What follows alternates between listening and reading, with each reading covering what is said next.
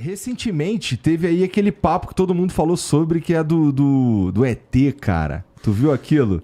Cara, parece um bonecão esquisito pra cacete. Lá eu vi uma galera falando, eu vi uma galera tentando defender a ideia, mostrando uns ultrassom, ovos, não sei o que e tal. Que pira foi isso, cara? De onde que saiu essa parada? O que tu acha? Olha só, eu vou ser o estraga-festa, sabe? O estraga-festa, porque...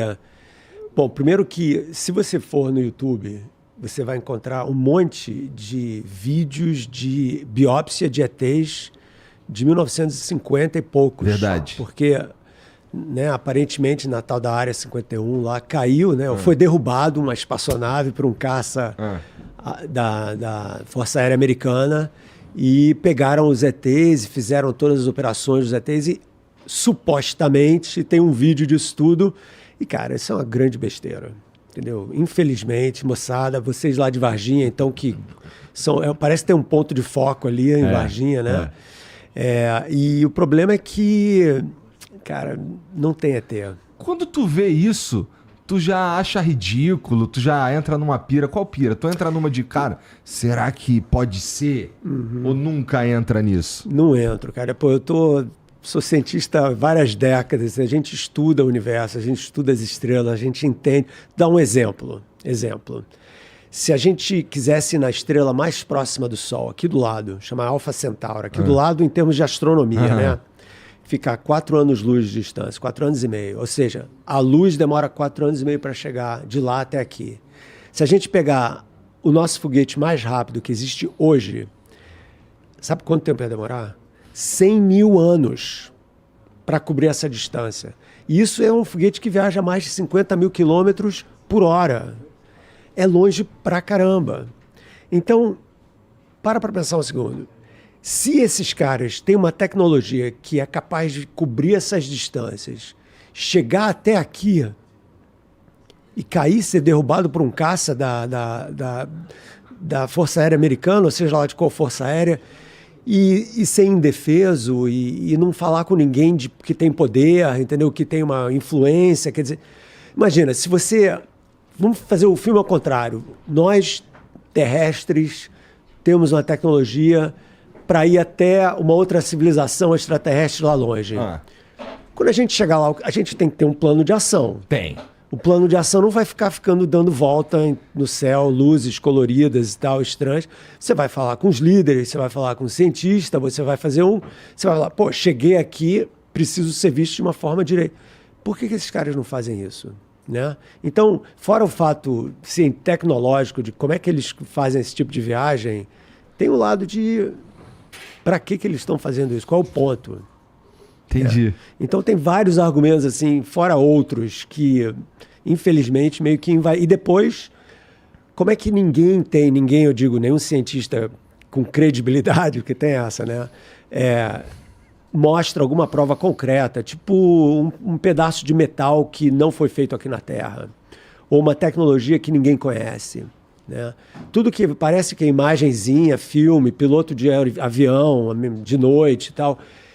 Então é o seguinte, tem uma frase super famosa do Carl Sagan, que foi o grande herói que contava as histórias do universo para todo mundo, super famoso. Ele dizia o seguinte: quando você faz uma asserção extraordinária, tipo quando você fala alguma coisa que é incrível, você tem que ter uma prova incrível, entendeu? Qual é a prova? Entendeu? É isso que está faltando, né? E aí você fala, porra, esses cientistas são um saco, são, né, porra, ficam, né, chovendo, como nos Estados Unidos tem uma frase, chovendo na parada da gente e tal. E o ponto é o seguinte, cara, que nós é que estamos passando a vida inteira estudando essas coisas, nós queremos mais do que qualquer um ver isso, entendeu? Mas a grande vantagem da ciência é que ela não te deixa ser enganado facilmente. Esse é o ponto, entendeu? Então é lógico que eu quero saber se tem ou não vida extraterrestre. Acabei de escrever um livro, saiu nos Estados Unidos agora, sobre isso, né? E argumentando que, cara, o lugar incrível no universo não é lá, não, é aqui. É esse aqui, é o nosso planeta. Esse é o grande lugar. Entendi. Bom, eu também queria que... Não sei se eu queria, na verdade. Porque se a gente for levar em consideração tudo isso que você falou, que eu concordo, que é o que esses caras vieram fazer aqui. Porra, se os caras vierem aqui... E eles olham pra nós assim, tudo meio burrinho. Pois é. Né? Nós vamos virar escravo, provavelmente, né? Você tocou num ponto super importante, porque o que os europeus fizeram quando eles saíram da Europa no século XVI, XVII, foram para as Américas, foram para a África, escravizaram, colonizaram, destruíram, roubaram. Então, esse medo do ET aí que você falou, é o medo que a gente tem da gente mesmo, entendeu? Porque nós fizemos isso, cara. Verdade. Né? Você fala, porra, então é claro que eles vão fazer, porque nós fizemos, né? E aí você também tem o outro ET, o mais raro, mas tem, que é o legal, que é o iluminado, que tem todas as respostas. Cara, eles é que vão ensinar pra gente como que a gente vai sair dessa merda que a gente tá agora, né? Porque o buraco é fundo. E esse é quem? Esse é o santo, né? O profeta, o cara que resolve os nossos problemas. Então tem o lado luz e o lado sombra dessa história toda, que na verdade é um espelho de quem nós somos. Né? E é interessante quando essas coisas começam a se misturar. Os caras pegam elementos religiosos e começam a transformar eles em elementos, sei lá, extraterrestres, vai? E começa a falar... Já tem umas histórias que Jesus foi inseminado pelos ETs com um laser, tá ligado? Então os caras começam a falar, tipo, o sol parou, que tem na Bíblia lá, que o sol parou. Aí os caras falam, não, pô, foi uma ação dos ETs, não sei o quê. Pirâmides, né? Construídas por ETs e tal. Eu acho meio pira. Mas é a ideia do ET bonzinho, né? Do ET iluminado. Que trouxe o Salvador, né? Essa daí eu não conhecia, não, cara. Não, essa do Jesus, coitada da Maria. Eu não sabia dessa história. Assim, realmente... Já escutei lá. A imaginação humana não tem limite. O Filho de Deus é um filho do... um projeto, é uma experiência dos ETs, né? E tal. E, cara, tem 1000 viagens com relação a isso. Eu posso passar horas aqui falando. Então... eu vou falar só um pouquinho, porque é legal, já que você tocou no assunto, chama o paradoxo de Fermi.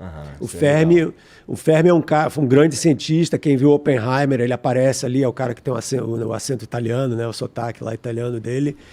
E ele um dia, cara, ele estava almoçando com 2 colegas em Los Alamos, que é onde fizeram a bomba ainda, e ele estava escrevendo no envelope. Ele é famoso por ele fazer essas contas assim, aproximadas genialmente, entendeu?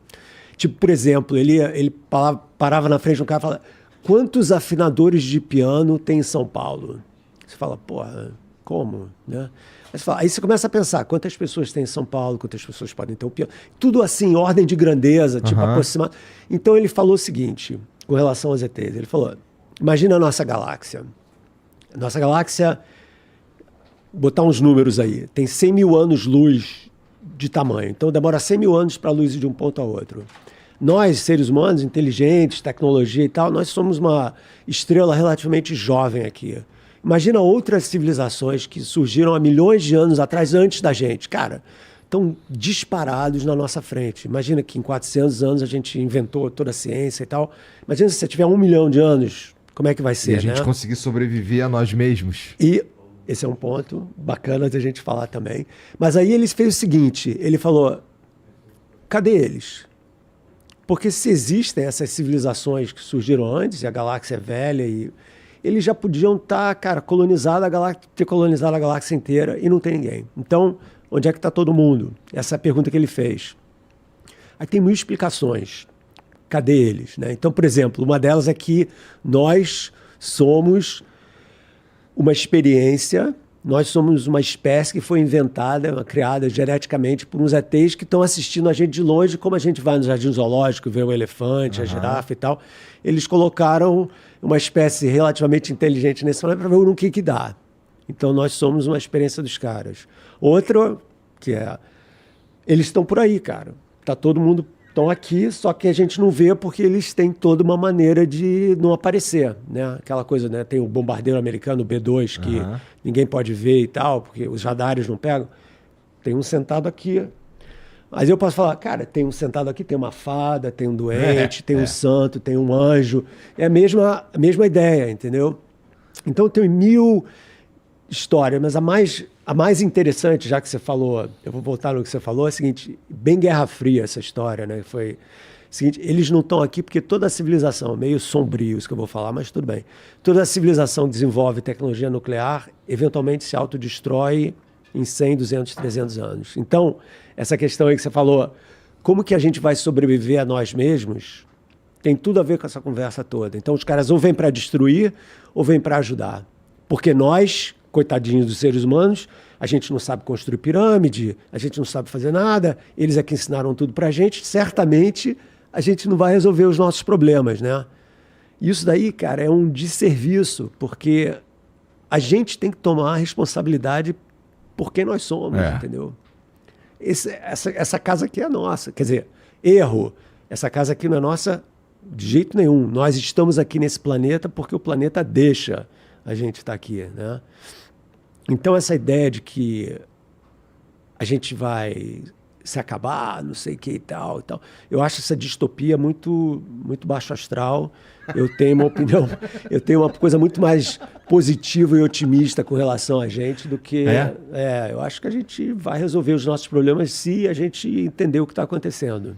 Entendeu? Espero que a gente entenda a tempo, então. A tempo. Esse eu é o concordo contigo, cara. Porque, bom... Eu tenho uma visão, assim, meio que a gente vai melhorar mesmo. Bom, pelo menos no meu universo, né? Que é redes sociais e tudo mais. Eu realmente acredito que a gente vai aprender a usar as ferramentas, sabe? E aí talvez um passinho para nos tornarmos uma espécie melhor. Tá ligado? Porque eu penso... A diferença entre um pessimista e um otimista, né? Então, pessimista é aquele cara que entra no campo de futebol e nem toca na bola porque já perdeu o jogo. Não, pô, cara, não tem jeito, já perdi o jogo. E, pô, quem é que quer viver assim? Né? Fui derrotado, né? Você tem que ser a ação que você quer ver acontecer. Esse negócio também não tem, os outros é que vão cuidar de mim.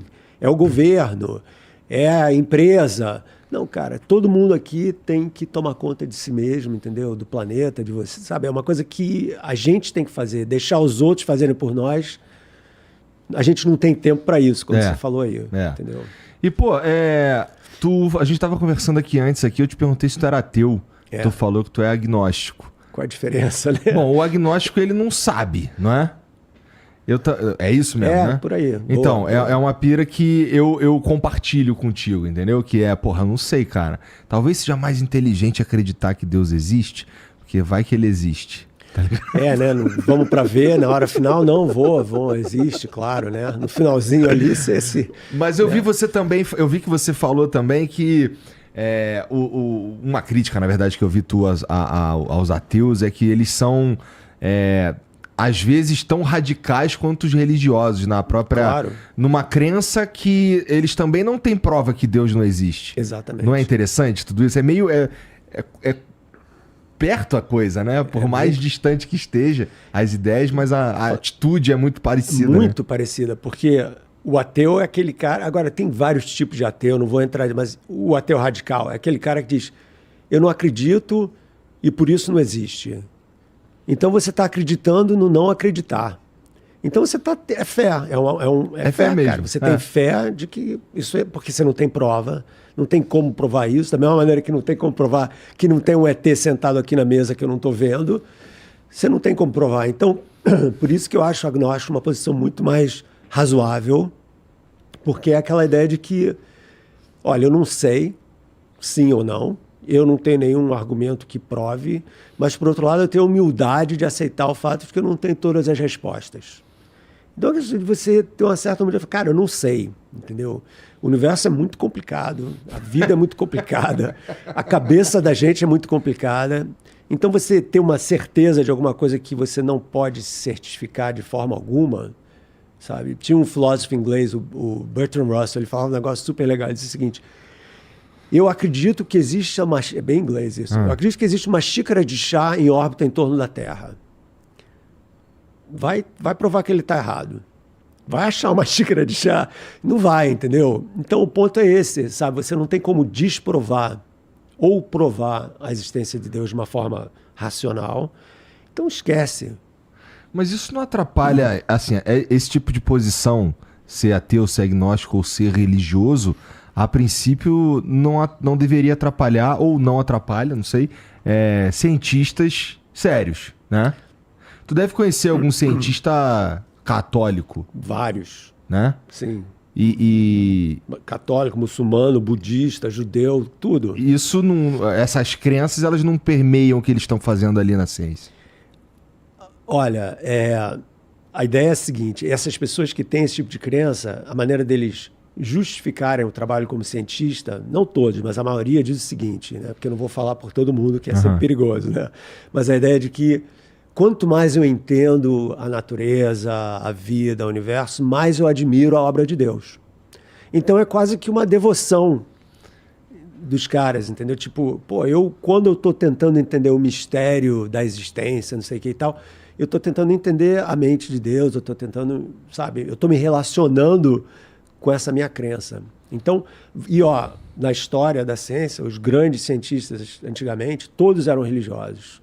É verdade. Até o Galileu, que teve problema lá com a igreja, ele era um cara, as 2 filhas dele eram freiras, e ele era um cara religioso. Ele queria falar que, cara, a Terra não está no centro, a Terra é um planeta, e ele teve problemas com a Inquisição e o caramba, porque ele queria proteger a igreja de não se embaraçar com essa história, entendeu? Porque era óbvio para ele que estava errado esse negócio da Terra estar no centro e tal. E o Newton era totalmente religioso, o grande Newton, né? Totalmente religioso, e dizer que o universo certamente foi arquitetado por um Deus matemático. Então, para ele, estudar as leis da natureza e tal, era uma maneira de entender quem era Deus. E você que tá assistindo esse vídeo aqui no Talk Flow, dá pra você virar membro, cara, do Flow agora. É um botãozinho do lado do botão de se inscrever. A gente faz um programa semanal só pros membros. Olha. Então fique esperto aí. Se quiser virar membro, tá bem aqui do lado, é mó merreca, custa menos de R$8, irmão.